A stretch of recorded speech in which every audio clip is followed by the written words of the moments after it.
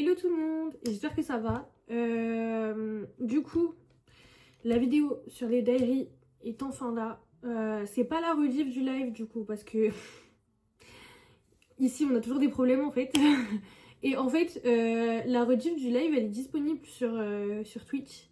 Sauf que quand je la télécharge, elle ne se télécharge pas en entière. Voilà. Déjà que j'ai passé 40 ans à la télécharger parce que hier la connexion a décidé de ne plus fonctionner. Je crois qu'il y a eu une panne dans genre mon département. Enfin bref. Peu importe, en ce moment, Free c'est de la merde. Voilà, c'est tout ce qu'il faut retenir. Et du coup, voilà, j'arrive pas à avoir la rediff en entière. Impossible. Vraiment, j'ai passé tellement de temps dessus et impossible. Impossible. Donc bon, enfin, vous avez qu'une toute petite partie. C'est trop nul. Donc, comme je suis une personne incroyable, je refais. C'est pas grave. Bon, du coup, là, on est pas en live, mais c'est pas grave. C'est pas grave, ça va le faire. Et vous avez la vidéo. Et les prochains, normalement, ça sera. Enfin, les prochaines vidéos, ça sera des rediffs de live, si tout va bien. Et que j'ai pas encore des galères. Je suis très faible, hein. Très très faible. Bref, donc, diary numéro 1. Si j'ai la foi, ma tête, elle sera peut-être en petit. Il y aura un fond avec la vidéo du diary film. Et si j'ai pas la foi, vous aurez que ma tête. Voilà. Voilà. Alors, du coup, pour rappel, c'est un résumé des diaries numéro 1 et 2. J'ai réfléchi. Le diary numéro 2, il y a juste la fin. Je vous lirai directement les dialogues ou les... Enfin, tout dépend ce qu'il y a en fait. Parce que je sais plus. Il reste 3 membres que j'ai pas résumé. Et il me semble que c'est... il y en a, c'est des conversations. Donc bon, voilà. Je vous les lirai directement sans lire de résumé.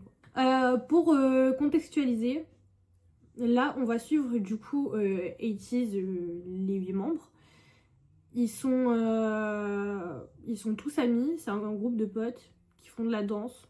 Les diaries se présentent en plusieurs parties. Tout d'abord, au début, on va avoir les noms à chaque fois, à chaque paragraphe, pour nous expliquer qui c'est qui pense ou qui parle dans le dialogue. Donc, par exemple, le premier paragraphe, là, c'est Ongjong, après, c'est Songhwa, mais c'est pas forcément dans l'ordre. Et là, le premier, du coup, diary, c'est simplement chaque garçon qui raconte un peu leur parcours et qu'est-ce qui les mène à ici en fait. Au fait qu'ils soient dans un entrepôt avec des garçons, etc. Enfin avec les garçons là. Ou sinon aussi ils racontent peut-être leur trauma. Enfin voilà quoi, ils racontent un peu leur vie. Ils racontent un peu leur vie et ça pose en vrai les bases sur qui ils sont. Voilà. Je pense que voilà, on est bon. Du coup là le premier à parler c'est Ongjong. Ongjong se demande si lorsqu'il sera connu et sous les projecteurs, sa famille le remarquera. Il espère les voir au moins une dernière fois. Sa famille s'est dispersée ici et là, mais maintenant il a une nouvelle famille qu'il s'est fait lui seul. Donc c'est les gars, la nouvelle famille. Il a rencontré les garçons en faisant de la musique ensemble dans leur cachette. Il espère qu'ils pourront atteindre leurs rêves en continuant. Voilà, Ongjong, je pense pas qu'il y ait grand chose à dire. Il a pas de famille, il est tout seul. Et il a ce truc du coup de vouloir créer une famille. Voilà. Songhwa voit une fille devant un magasin. Il a l'impression que le temps s'est arrêté. Il ne peut entendre que la musique venant de ses écouteurs. Elle dansait devant le magasin. Elle avait l'air d'être libre sans se soucier de ce qu'il y a autour. À ce moment-là, quelque chose avait changé en lui. Elle a fait tomber un bracelet avec l'inscription Be Free gravée dessus. Depuis ce jour, il est retourné au même endroit, à la même heure, mais elle n'est jamais revenue. Pour lui, la musique n'a plus jamais sonné de la même façon. Songhwa il raconte une anecdote, il a pas compris le concept, je crois. Mais du coup, voilà quoi. On avait vu, il me semble, quand on avait regardé le diary, la séquence justement où Songhwa il est devant le magasin, il regarde la fille. Encore une fois, si j'ai eu la foi, vous avez la séquence, sinon tant pis. Sinon, tant pis. Vous allez voir. C'est dispo sur YouTube, en vrai, allez voir. Voilà, faudra retenir en vrai que la fille a perdu ce bracelet avec écrit Be Free, mais de toute façon, on en reparlera. On en reparlera. En réalité, je dis ça, mais je pense qu'il faut se rappeler de tout. C'est bien. C'est pas possible, mais il faut essayer de se rappeler du plus possible. Même les petits détails où on se dit c'est nul, ça sert à rien, faut essayer de se rappeler quand même de ce qu'ils disent. Alors, ensuite, on a Yuno. Yuno a écrit une lettre à son frère qui est dans le coma. Sachant que là, on le dit pas directement, mais son frère, du coup, a eu un accident de voiture. Voilà. Yuno écrit une lettre à son frère qui est dans le coma. Il parle de plusieurs choses, comme la guitare cassée de son frère qu'il ne veut pas jeter, du fait qu'il pourrait bien s'entendre avec Hong Jung s'il le rencontrait car ils se ressemblent. Il dit qu'il fera en sorte de réaliser les rêves de son frère en compagnie des garçons. Sachant que son frère était musicien. Voilà. Musicien, oui, il était peut-être dans un groupe, je sais pas. Mais voilà quoi, il fait de la musique en gros. Bon bah Yuno, il n'y a pas grand chose à dire. Hein.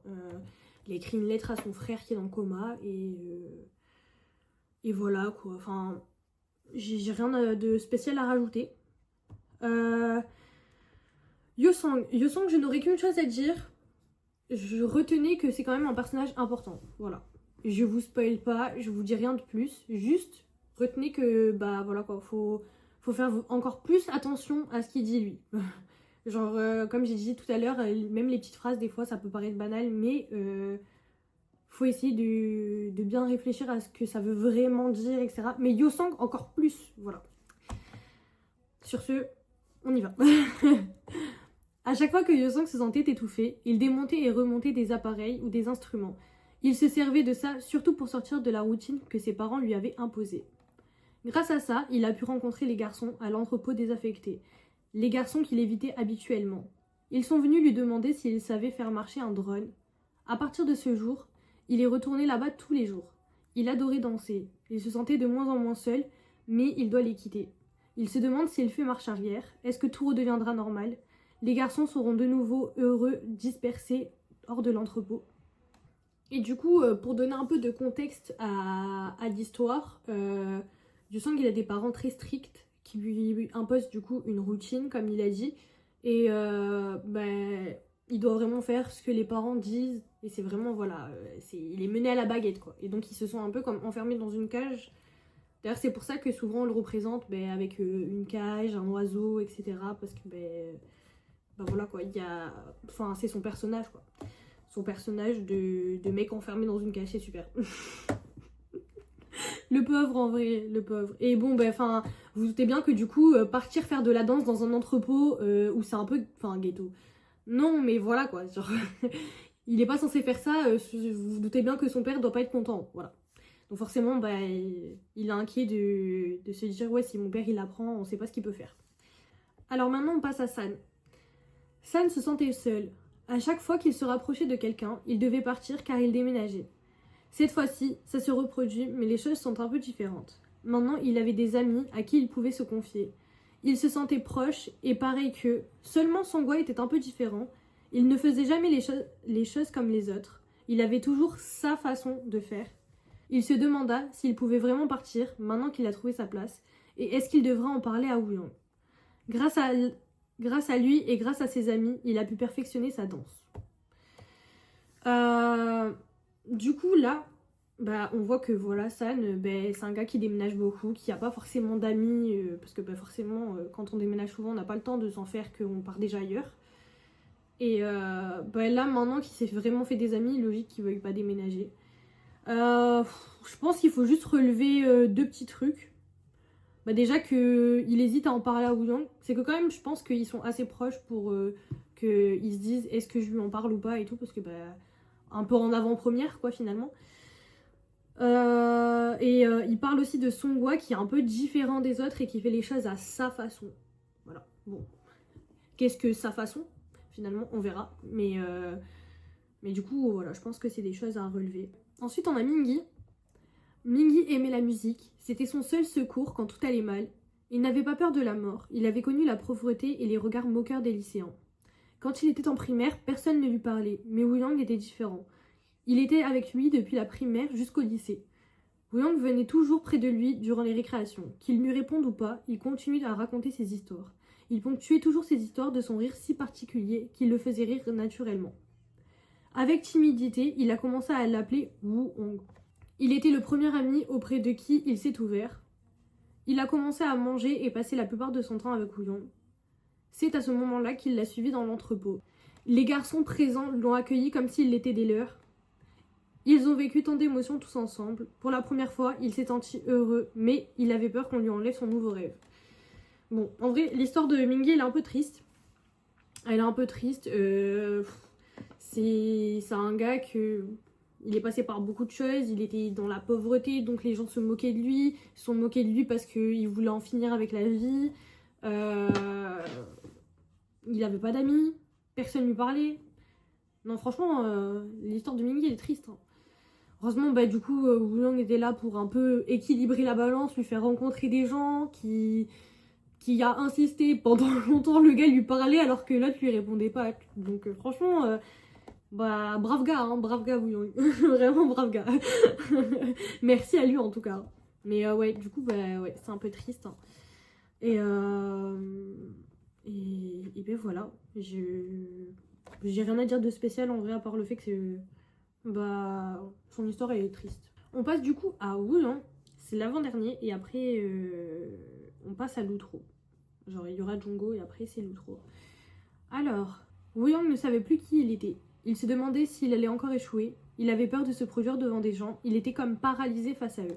C'est alors qu'il ferma les yeux et qu'il entendit la voix de Songhwa et de Hongjon qui lui dit « Woo-young, avant de commencer à performer sur scène, rappelle-toi de ces 3 choses. Tout ira bien, crois en toi, tu peux le faire. Croire en soi, c'est la clé. » Il avait rencontré Hongjon, Songhwa et Yuno dans une performance de rue.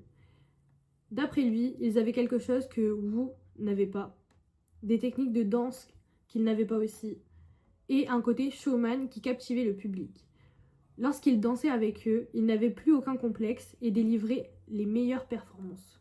Et j'ai aussi mis une phrase qu'il y avait, qui dit dans le diary. Un premier pas, celui que je n'avais jamais réussi à faire. La chaîne qui retenait mon corps s'est miraculeusement détachée. Voilà.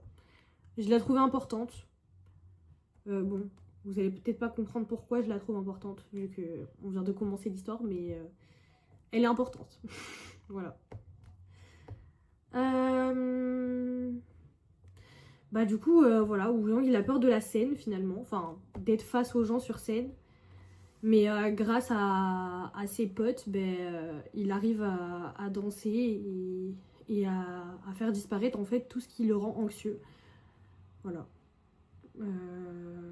Et du coup, il a rencontré Hongjon, Songhwa et Yuno pendant une performance de rue. Voilà. Je pense que c'est tout ce qu'il y avait à retenir, en vrai. Là, après, c'est le diary, du coup, un peu d'introduction. Donc forcément, il se passe pas... Enfin, oui, il se passe même pas grand-chose du tout, il se passe rien. On nous raconte juste leur histoire ou leur passé. On passe à Jongho. C'est le dernier, du coup. Jongho ne voulait que gagner les Jeux nationaux de basketball. C'était son unique but dans la vie. Le premier jour de sa blessure, il pensait seulement à se remettre rapidement en faisant de la rééducation. Mais maintenant, il ne peut plus jouer au basket. Alors, que dois-je faire maintenant? Je ne sais rien faire d'autre. Laissez-moi jouer au basket, je ferai tout. Il a supplié le médecin, mais ça n'a pas marché. Il avait l'impression de se noyer. Au fur et à mesure que le temps passe, il essayait de s'en sortir, mais ça ne marchait pas. Au moment où j'ai abandonné le basket, tout s'est éteint. Autant bien être mort. Il était désespéré. Lorsque Mingi a dit qu'il voulait tout arrêter, que leur rêve n'était qu'un luxe et que le temps passé ensemble ne signifie rien, il n'a pas pu s'empêcher de le frapper. Mingi avait vu clairement le coup de poing arriver, mais il n'a pas essayé de l'éviter. Ses yeux étaient sans vie. C'était un moment qui lui a brisé le cœur, mais également le moment où il a commencé de nouveau à rêver. En vrai, c'est intéressant, parce que du coup, là, on a Mingi et Jongho qui se tapent, finalement. Et Mingi qui veut partir du groupe. On n'a pas la réelle raison, parce que, voilà, quoi. Il dit que, bon, c'est qu'un luxe, un rêve, etc. Alors que, bon, les gars sont juste là en train de danser et chanter, genre... il est un peu too much, Mingi. Après, il avait peut-être ses raisons, hein, mais il est un peu too much. Et bon, bah, les mots sont durs, quoi. Le temps passé ensemble ne signifiait rien.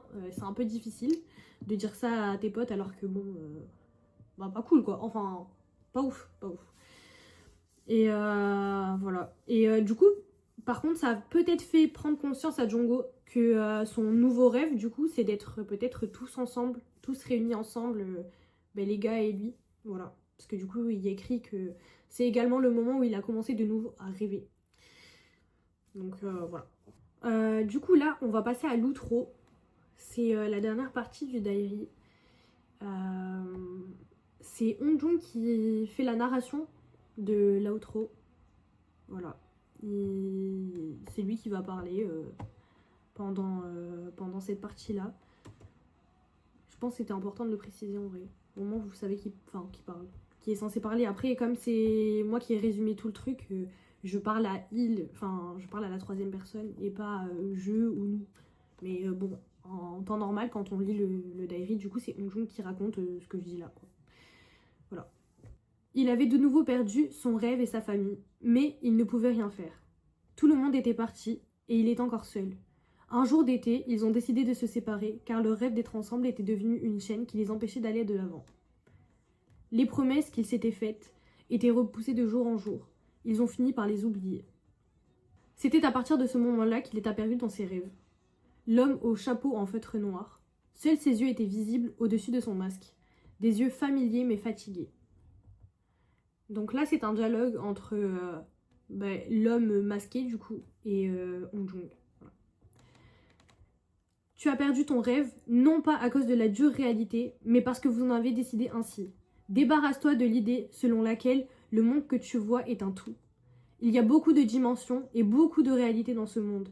Le monde dans lequel je suis, le monde dans lequel tu es, tout est une réalité. Je veux tout te raconter, mais je n'ai pas beaucoup de temps maintenant. Qu'est-ce que... Le chromeur, la clé pour connecter le monde. Il avait un sablier étincelant dans sa main. Ce petit sablier était la clé pour connecter le monde. Il a soigneusement pris le chromeur. À ce moment-là, l'homme a reculé de quelques pas avant de dire ces derniers mots. Suis ton cœur, la carte est ici. Quand son regard s'est de nouveau posé sur le chromeur, l'homme était déjà parti. Tout n'était qu'un rêve. Il s'est endormi seul dans cette cachette et aucune trace de quelconque présence. Alors qu'il essayait d'apaiser son cœur marqué par la solitude, en se retournant, il a vu quelque chose de brillant sur la table, juste en face du canapé où il était allongé. C'était le chromeur qu'il avait vu dans son rêve. N'était-ce pas un rêve ? En inspectant le chromeur, il l'a retourné par inadvertance. Le sable du sablier a commencé à remonter de bas en haut. La porte en fer s'est ouverte et il a pu entendre des pas se rapprocher. Les garçons l'ont entouré avec le même regard perplexe que le sien. Voilà. Donc ça c'était la partie outro avec l'homme au masque. Donc là ça commence à être l'histoire finalement. Il faut attendre l'outro pour qu'on ait l'histoire concrète. Là le début, le commencement. Mais du coup on y arrive. Il y a pas mal de choses à dire en vrai. On peut commencer déjà par parler du fait que on voit un homme au chapeau noir et avec un masque, etc. Bon, en vrai, même si vous connaissez pas la storyline, vous savez que dans l'histoire de 80s, il y a des hommes avec ces déguisements-là, et du coup, c'est les Alachis. Bon, là, on ne donne pas le nom, mais bon, je vous le dis parce que je pense que vous connaissez un minimum. Juste, vous avez dû déjà entendre au moins une fois, je pense. Il lui donne le chromeur. Le chromeur, du coup, c'est le fameux sablier qu'on voit assez souvent dans toutes sortes de choses d'ailleurs. Hein, dans des clips, dans des affiches, pendant la tournée, on le voit partout ce sablier. Il est même dans le design du lightstick. Enfin, vraiment, voilà quoi. C'est l'élément important de l'histoire. Voilà, on va apprendre à quoi il sert par la suite. Et au final, du coup, il lui a donné dans son rêve le chromeur, mais au final, est-ce que c'était un rêve ? Est-ce que c'était la réalité ? Ou est-ce que le rêve est devenu réalité ? Du coup, on sait pas, mais bon, c'est quand même intéressant ça aussi. Et voilà. Et en plus, comme par hasard, juste à ce moment-là, tout le monde revient dans l'entrepôt alors que, je vous rappelle, le groupe était étaient séparés. Donc oui, c'est assez dingue, hein, ça, c'est dingue. Le début d'histoire est vraiment pas mal, hein. Même moi qui connais l'histoire, je suis hype. Vraiment là, ça y est, c'est parti. Du coup, on va passer au diary numéro 2.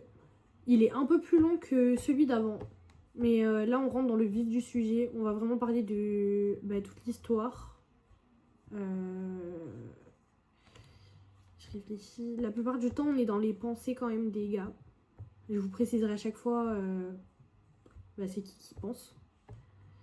Et ou c'est qui écoute, ou c'est qui écrit. Tout dépend en vrai de la situation. Et voilà. et voilà, on est parti en fait. Là, j'ai résumé l'intro cette fois-ci. Parce que la dernière fois, l'intro en vrai, elle n'était pas tellement importante. Alors, c'est toujours Hong Jung le narrateur. Le chromeur que tenait Hong Jung dans ses mains a scintillé. Il était toujours dans la cachette. Les garçons étaient là aussi. Au même moment, une voix se fit entendre à l'extérieur de l'entrepôt. Des personnes habillées en blanc, avec un masque recouvrant leur visage, ont cassé la porte de l'entrepôt pour s'y introduire. Ils regardaient tous le chromeur. Voilà. Ça, c'est le contexte dans lequel on nous met. Donc, il y a des gens qui rentrent habillés en blanc, masqués. En plus, qui rentrent, qui forcent l'entrée, du coup, parce qu'ils cassent la porte. Et qui regardent également le chromeur. Voilà. Et le chromeur a scintillé. Voilà, je rappelle. Le chromeur a scintillé. On sait pas vraiment ce que ça veut dire pour le moment. Et voilà. Du coup, là, on passe à Hong Jung. Hong Jung se rend compte qu'ils ne sont pas vraiment au même endroit, mais la situation ne laisse pas place à la réflexion. Il fallait qu'ils arrivent à s'échapper de là. En voyant un morceau de verre à ses pieds, Hong Jung eut l'idée de faire diversion pour ensuite pouvoir fuir. Il cria « Je vous le donnerai !» et jeta le morceau brillant par la fenêtre. Les hommes vêtus de blanc coururent après avec précipitation. En même temps, il cria aux garçons « Fuyez !» Voilà. Là, ça devient tendu du string. Là, c'est difficile. Ils se font presque attaquer par les gars, du coup, en blanc. Et Hong Jung trouve un morceau de verre et il fait diversion. Honnêtement, j'aurais peut-être pas pensé à ça, moi. Mais écoute, si un morceau de verre a suffi pour faire diversion, on va pas se plaindre. Hein. Voilà, ça a marché. Enfin bon, bref. San remarqua que les alentours de l'entrepôt étaient assez similaires à ceux qu'il connaît. Grâce à ses connaissances, ils ont pu fuir et trouver leur chemin à moitié dans le noir. Hong Jung leur raconta tout le discours sur les différentes dimensions et le chromeur que l'homme au fedora lui avait raconté. Les espaces visibles étaient assez similaires à la réalité, mais avec quelques différences. Ils étaient ravis d'avoir assuré la sécurité du chromeur. Ce que Hong Jung avait jeté par la fenêtre était un petit morceau de verre similaire au chromeur, sans que ça ne le soit vraiment. Donc du coup, là, les gars ont réussi à fuir. San remarque que du coup, les endroits autour de l'entrepôt sont aussi similaires, parce que l'entrepôt l'était. Mais il y a quand même quelques différences et tout, donc est-ce que ils auraient pas switch de dimension?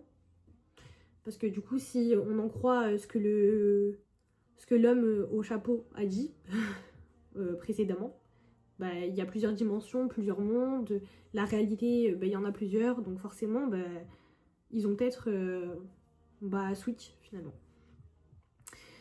Donc voilà, honnêtement, moi je me méfierais de mes potes, à la place de San, parce que la vie, si moi j'ai des potes qui rient juste parce qu'ils ont sauvé le chromeur, ça m'inquiète un peu, mais bref, après chacun ses potes.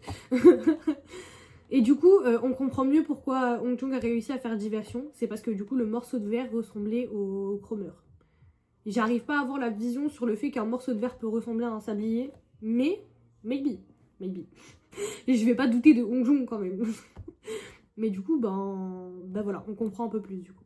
Du coup, c'est Wuyang. Non. Les hommes vêtus de blanc, qui avaient été dupés par le morceau de verre, les ont de nouveau attaqués pendant qu'ils se reposaient au milieu de la forêt. Les géants attrapèrent Wuyang et le tirèrent par la cheville. Tous les membres se sont alors précipités pour le sauver, mais ils ont fini par prendre le chromeur. Une fois qu'ils eurent le chromeur et qu'ils tournèrent le dos, des pierres venant d'une grotte se mirent à rouler. Ils coururent alors en direction de cette grotte. Une fille dans la grotte faisait des grands gestes vers eux. La fille les invitait chez elle. Ils s'endormirent immédiatement, et pendant ce temps, la fille soigna la cheville blessée de Wuyang. La fille était semblable à un clair de lune. Elle avait un frère. Ce garçon a dit qu'elle ne pouvait pas parler, car les hommes vêtus de blanc avaient pris sa voix. Le frère et la sœur se sont présentés comme la famille Grimm. Alors, beaucoup de choses. Déjà, les mecs en blanc, là, qui réattaquent. Ils veulent pas lâcher l'affaire. En plus, à mon avis, ils étaient énervés. Ils se sont fait dupper par un morceau de verre. La vie, moi, j'aurais été énervée à leur place. Je me serais battue. Donc bon, ils ont chopé Wu Yang, bon, pas par le callback, mais par la cheville. C'est un concept. C'est un concept. Et du coup, bon, comme les gars ont dit que, ils se sont dit que c'était mieux de sauver Wu Yang, ils ont perdu le chromeur. Après, il y a une petite fille qui est dans une grotte, qui a jeté des pierres, qui les a invités chez elle. Un peu louche l'histoire. J'avoue, un peu louche. Je sais pas si je serais allée chez la petite fille à leur place, mais bon.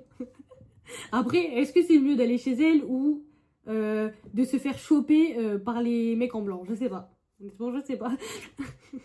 Bon, en vrai, ça va, elle est sympa. Elle a soigné Wu Yang. Genre, elle les a laissés dormir et tout. Puis Miskin, elle a perdu sa voix du coup à cause des hommes en blanc. Genre, plus sérieusement, elle a l'air d'avoir vécu des choses pas faciles. Et du coup, le frère et la sœur, c'est la famille Grimm. Ils vont être importants eux aussi. Voilà, il va falloir se rappeler parce que on va en parler quand même assez souvent. Donc voilà. Ouais, franchement, finalement ça peut être des alliés parce que ils ont vécu un truc pas cool à cause des hommes en blanc, quoi. Donc bon, c'est potentiellement eux les méchants. Peut-être pas, je sais pas. Là, on va passer à Songhua, qui écoute ce que le frère Grimm va raconter sur le monde dans lequel ils sont. Voilà.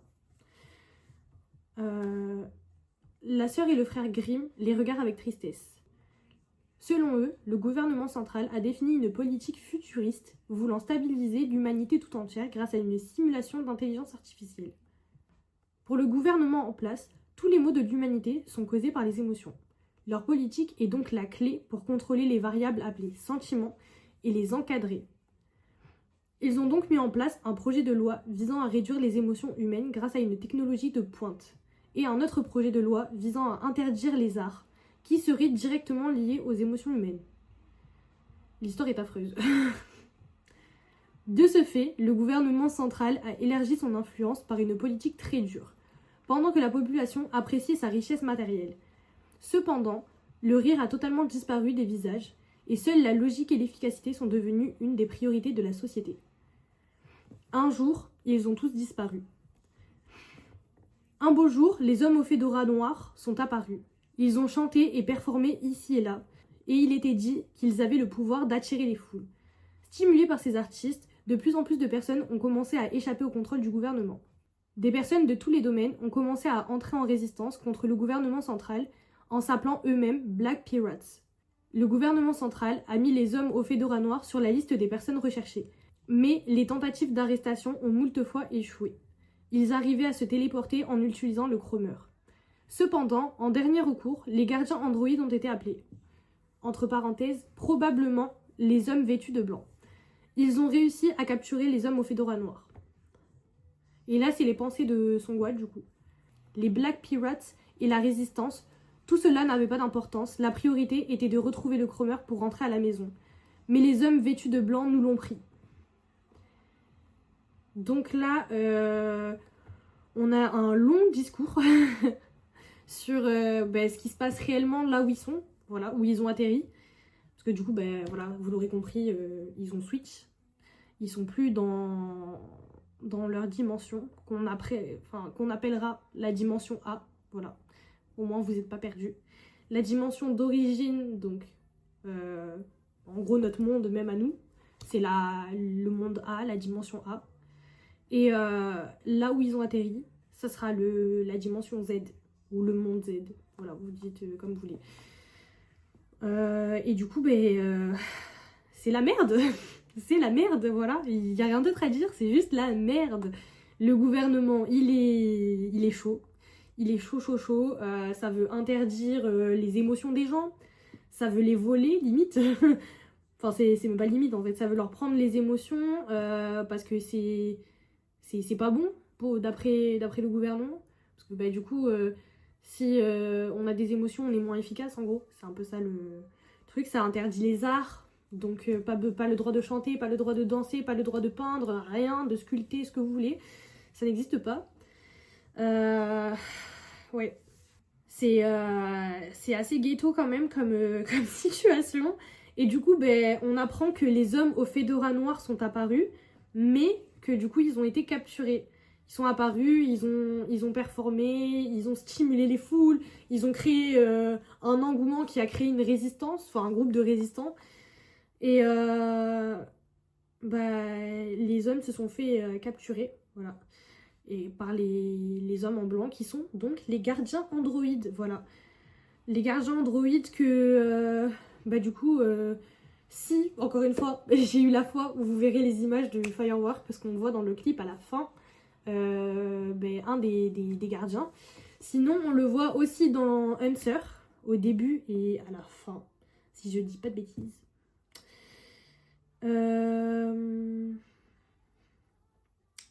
Et voilà. Voilà, c'est déjà pas mal. Et bon, les petites pensées de Songwa qui est un peu égoïste. En même temps, est-ce qu'on ne comprend pas un petit peu? Parce que bon, moi, j'atterris dans une dimension et au final, je suis obligée de sauver le cul de tout le monde. Bon, je les laisse dans la merde. Hein. Racontez-moi ce que vous voulez sur votre monde. Hein. Chacun ses problèmes. Moi, je veux juste rentrer chez moi. En vrai, est-ce qu'on serait pas un peu tous comme ça? Enfin, bref. Du coup, ouais. Voilà, c'est un peu triste. Je vous ai dit, hein, l'histoire, elle est un peu triste. Hein. Enfin, même beaucoup, mais beaucoup triste. Mais du coup, voilà, ils ont atterri dans une dimension pas très cool. Pas très cool, pas très cool. Ensuite, on a Yosang. Yosang, il va écrire une lettre à son papa. Il va écrire une lettre à son papa. Je vous l'ai laissé en entière. Là, il n'y a pas de résumé, il n'y a rien. D'ailleurs, le truc d'avant... Enfin, si, j'avais résumé quelques trucs, mais en vrai...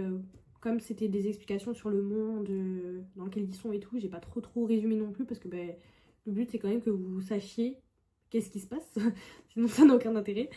Et là c'est pareil, en vrai je trouve la lettre un peu importante donc j'ai pas résumé.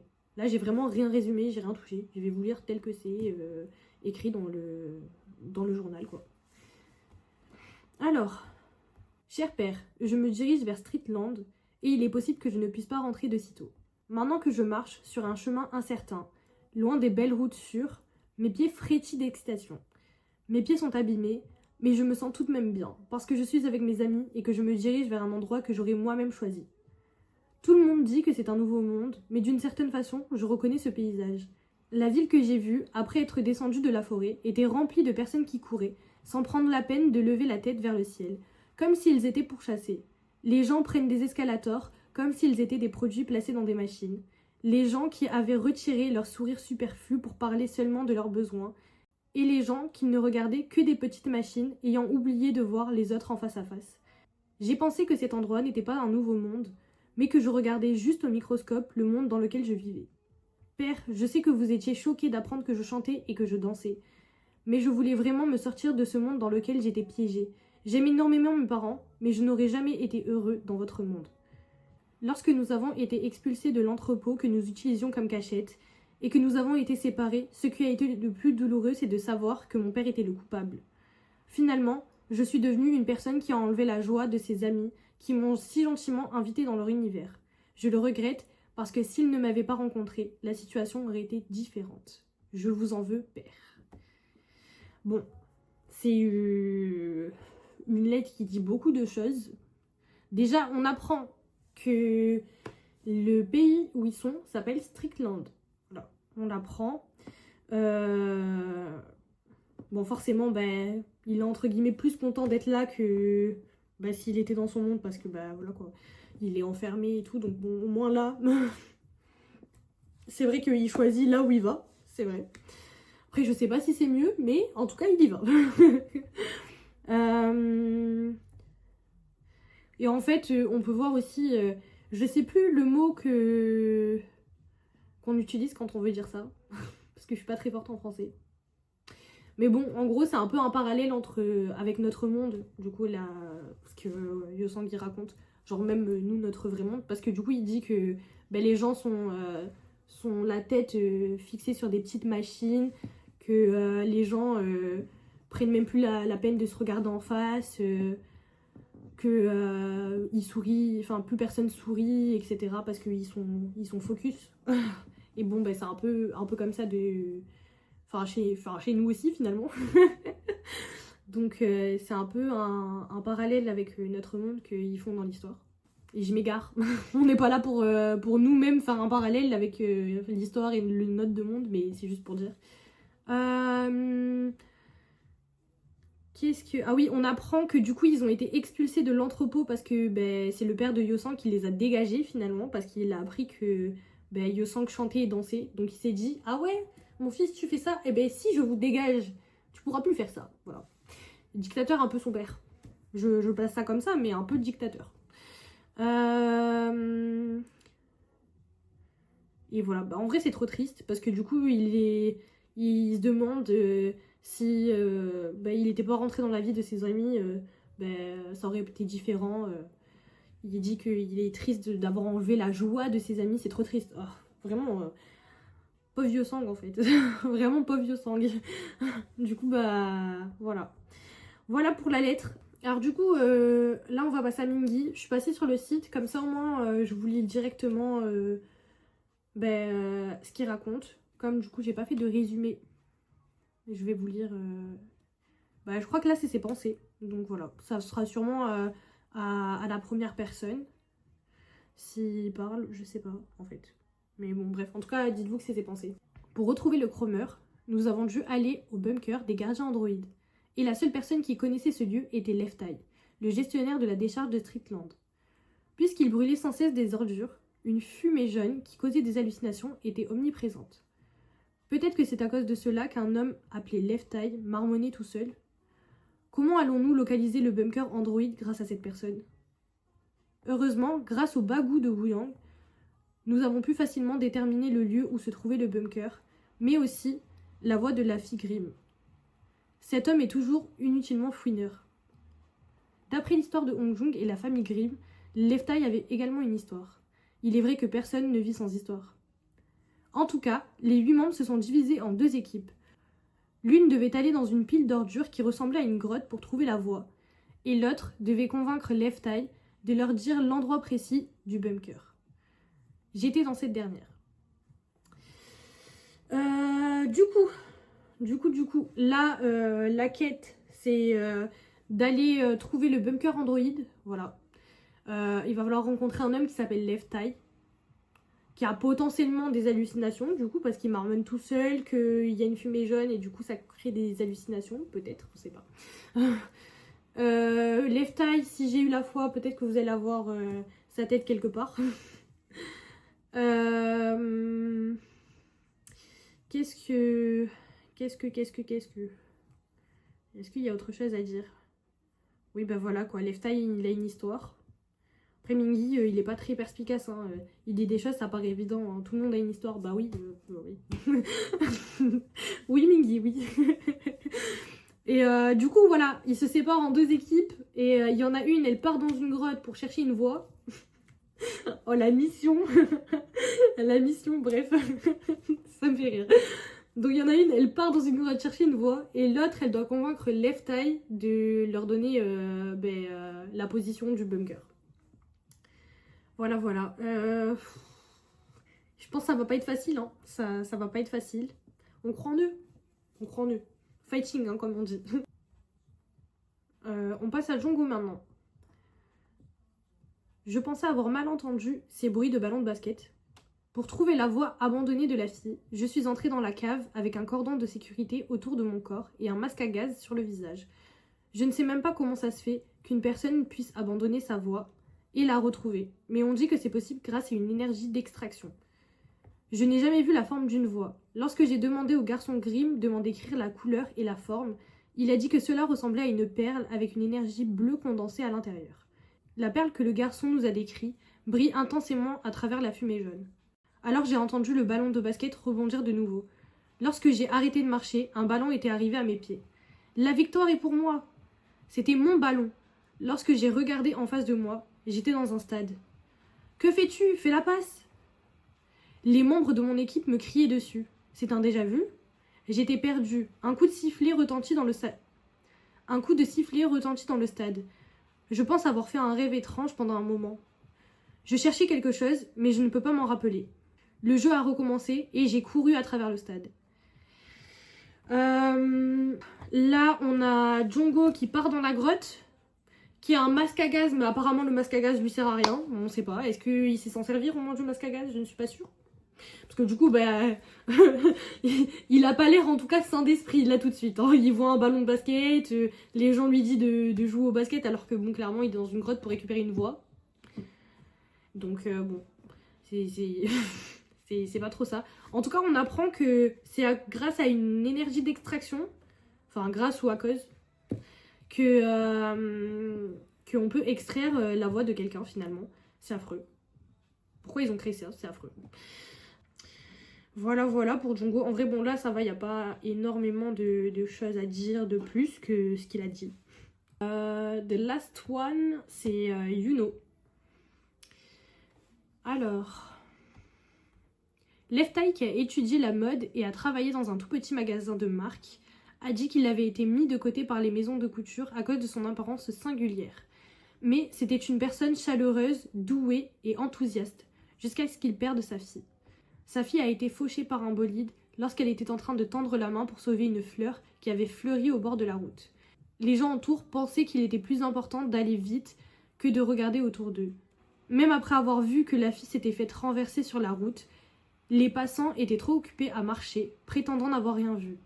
Et pendant ce temps, la petite fille mourait lentement. Leftai a dit qu'il était devenu furieux et était tombé dans un grand désespoir lorsqu'il a appris sa mort bien après et qu'il est devenu une toute autre personne depuis.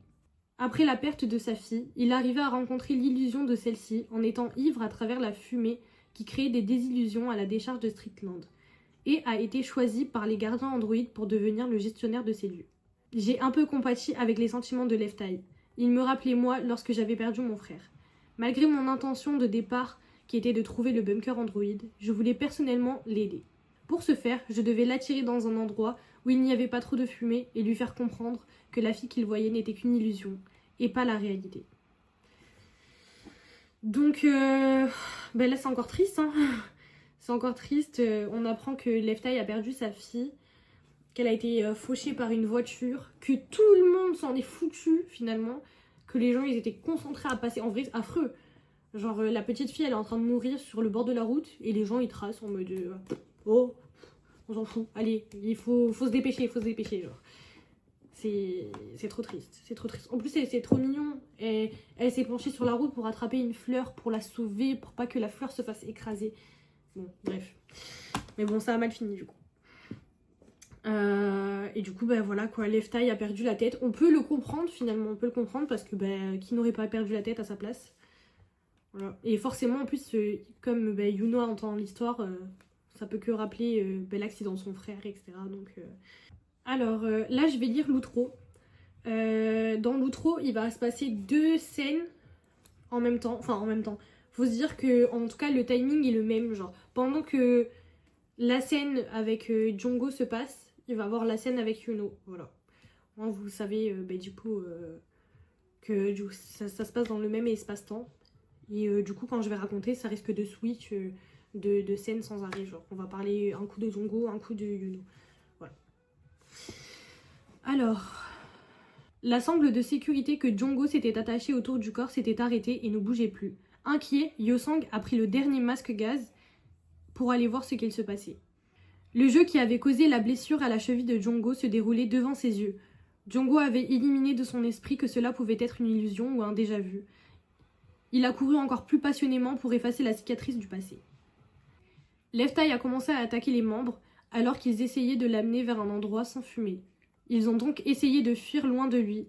Lorsque les illusions de sa fille ont disparu, il est devenu encore plus violent. Personne ne savait quoi faire, mais Yuno cria pour faire le silence. « Ta fille est morte !» Tout le monde regarda Yuno avec surprise. « Tu le nies parce que tu ne veux pas le croire, mais ne serais-tu pas déjà au courant de la vérité ?» Yuno l'accusait une nouvelle fois. « Je vais te tuer !» Leftai a hurlé et levé une batte vers Yuno. « Djongo !» Lorsque Yosang est arrivé, Django courait vers le haut de la falaise, enivré par les illusions. Bon, on finit sur déjà du suspense. Du suspense. Et encore une histoire pas très joyeuse, parce que pour le moment, en tout cas, Left Eye qui dit je vais te tuer, Django qui court vers la falaise, ça sent pas bon. Ça sent pas bon. C'est que le début de l'histoire et ça sent déjà mauvais. Ils sont dans des situations vraiment particulières. Django qui a complètement oublié que la fumée pouvait le faire halluciner, et du coup lui il est vraiment, mais il a fait un tout droit dans l'hallucination, vraiment aucun problème. Et ouais, Left Eye qui, je pense, arrive pas à subir le coup de la vie sans du coup toutes ces fumées quoi. Qu'est-ce qui va se passer dans la suite en fait? C'est ça la question. C'est la question. Même moi j'ai hâte de lire la suite. Je connais l'histoire hein, mais j'ai hâte. Bref, du coup voilà.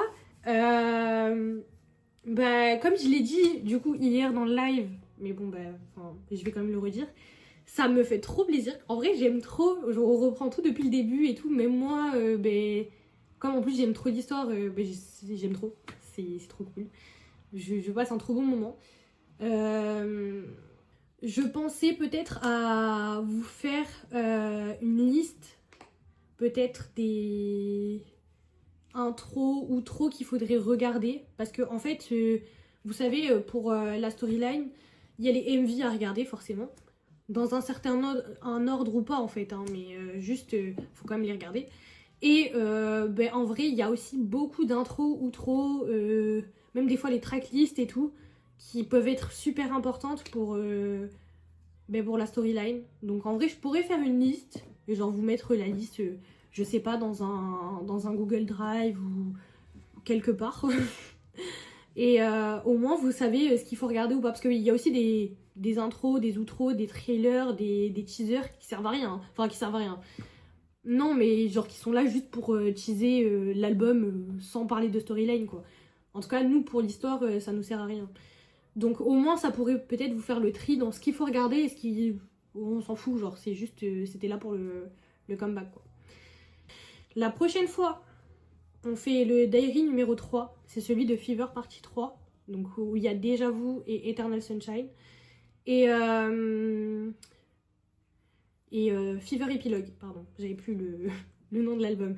Le diary de Fever Epilogue où il y a The Real et Turbulence. Et voilà, en vrai c'était cool. C'était cool, ça m'a fait plaisir. J'espère que ça vous plaira et que... En vrai ma lecture elle a été correcte. J'ai fait du mieux que j'ai pu. La vérité en plus je suis fatiguée là. Et j'ai fait du mieux que j'ai pu. Je suis pas très forte en lecture à voix haute. Genre. Mais c'est pas grave. Vous allez faire avec. Et moi également. Parce qu'en plus c'est moi qui vais devoir faire le montage de la vidéo. Bref, j'ai déjà hâte. Wouhou. Bref, sur ce, des bisous. Et je sais pas quand est-ce qu'on se retrouve en fait. Peut-être lundi, enfin peut-être demain, peut-être après-demain, peut-être après-après-demain. Quand j'aurai la foi de faire un live, on se retrouvera. Sur ce, des bisous. À la prochaine.